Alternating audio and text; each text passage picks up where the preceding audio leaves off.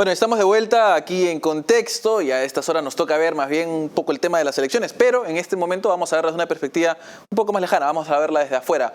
Para hablar de este tema se encuentra con nosotros el director de la Fundación Naumann en el Perú, Joc Tenat, y bueno, ¿cómo están viendo? Gracias por estar aquí con nosotros y ¿cómo están viendo nuestras elecciones? Gracias, Giancarlo, por la invitación, por esta entrevista. Sí, del panorama internacional es un poquito especial el caso de Perú, porque en Perú hay muchas restricciones muy estrictas en algunas zonas, de las zonas extremas.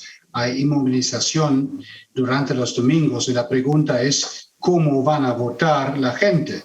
Si es voto obligatorio, si eso es una cosa que no tenemos una explicación en este momento. También otra pregunta es cómo van a proteger las mesas o las personas que trabajan en las mesas allá. ¿Cómo van a hacerlo? Es una pregunta grande. Y entonces, siempre vemos muchos publicidad, muchos debates. Hoy es otro debate presidencial, pero no sabemos nada cómo van a organizar las elecciones. Esa es una pregunta. Y creo en Perú no hay un voto por correo. Y también el gobierno a otro lado dice hay una inmovilización el domingo, pero el domingo hay elecciones y cómo organizan esta cosa, porque no creo que al día de la elección, el 11 de abril, el virus hace una pausa. Entonces, la mayor preocupación que se tiene es respecto de cómo logísticamente evitar que haya más contagios en una situación en la cual no tenemos vacunas todavía aseguradas.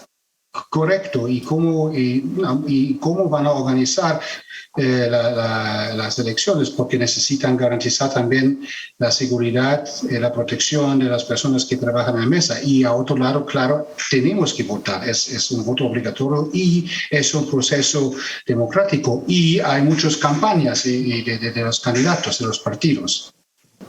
Ahora, por ejemplo, ¿hay algún ejemplo de la región en el cual durante esta época se han realizado elecciones, o tal vez en otras partes del mundo, y que se haya cumplido con un protocolo para reducir la infección, o siempre ha habido un mayor caso de contagios? Eso no sé, por ejemplo, teníamos elecciones en Alemania, teníamos elecciones en Estados Unidos y ambos pasaron bien, pero hubo voto vía correo y también mucha protección, mucho cuidado durante las elecciones en el proceso. Entonces, pero no hay ninguna prueba que subieron las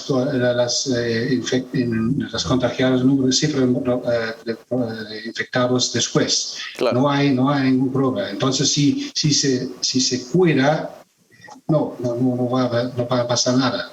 Ok, de acuerdo. Entonces, digamos, el mayor problema es que no hay en Perú un mecanismo para un voto, digamos, a distancia. Siempre es correcto, ese es el problema, es que siempre se hace así. Ahora, ¿cuáles son, digamos, lo que hace que el caso peruano no se pueda repetir en otros países, ¿no? Por ejemplo, tal vez el mismo hecho logístico, el hecho de que no haya voto a distancia, digamos. ¿Qué es lo que podría ser bueno en el Perú si es que de algo tenemos que rescatar algo, quiero decir? Número uno es que tenemos elecciones y las elecciones van a ser democráticos. Esa es absolutamente una gran ventaja en comparación a otros países en el mundo. Y tenemos elecciones regulares. Es muy, muy bien. El otro lado es una particularidad. Para mí, como alemanes, hay muchos candidatos por los presidentes, casi 12 o 18 candidatos, son muchos, y solamente la mitad, o un poquito menos de la mitad, van a tener chances para ser elegidos. Y también tenemos muchos partidos en el Parlamento o el Congreso. En un lado es una fortaleza porque hay partidos y hay distintos partidos con distintos valores, pero a otro lado son tantas partidos que hay una inestabilidad en el Congreso con tantos partidos que en este momento están en el Congreso. Ahora, digamos, esa es una particularidad entre todo, porque, por ejemplo, entiendo yo, en Alemania el sistema es parlamentario, ¿cierto? Entonces el presidente, Sí. bueno, que ya ha anunciado su retiro, Angela Merkel, sale del Parlamento. En este caso, a la vez es parlamentario y a la vez es presidencial. Como están las cosas, como se ve fragmentado probablemente el futuro Congreso, ¿ustedes ven un problema ahí? Sí, mira, una estabilidad en el Congreso es absolutamente necesario, porque el Congreso es la legislativa y tiene un poder fuerte en una democracia. Y si un parte o un poder en la democracia no funciona o no funciona bien, tenemos un problema con todo el sistema. Y ese es muy importante que el Congreso funcione. También lo que veo acá en Perú, pero no solamente en Perú, también pude ver en Argentina y vemos en Chile en este momento también, la concentración en una democracia presidencial es a las elecciones presidenciales. Y es un gran error, porque también el Congreso tiene mucho poder y un presidente también tiene que tener una conexión o una relación con un partido en el Congreso. Y este fue un problema en los últimos años acá en Perú. Claro. Ahora, una última reflexión sobre lo que se nos avecina durante el proceso electoral acá en Perú.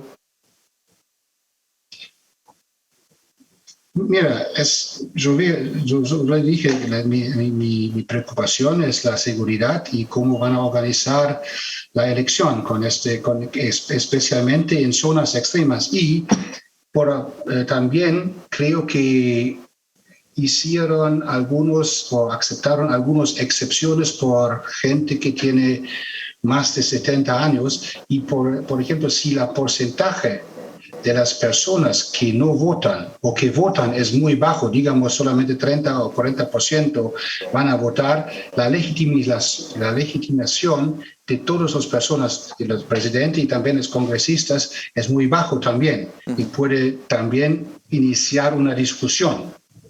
Claro. Es también una preocupación que tengo en Perú, pero esperamos todo que tengamos un porcentaje alto en las elecciones.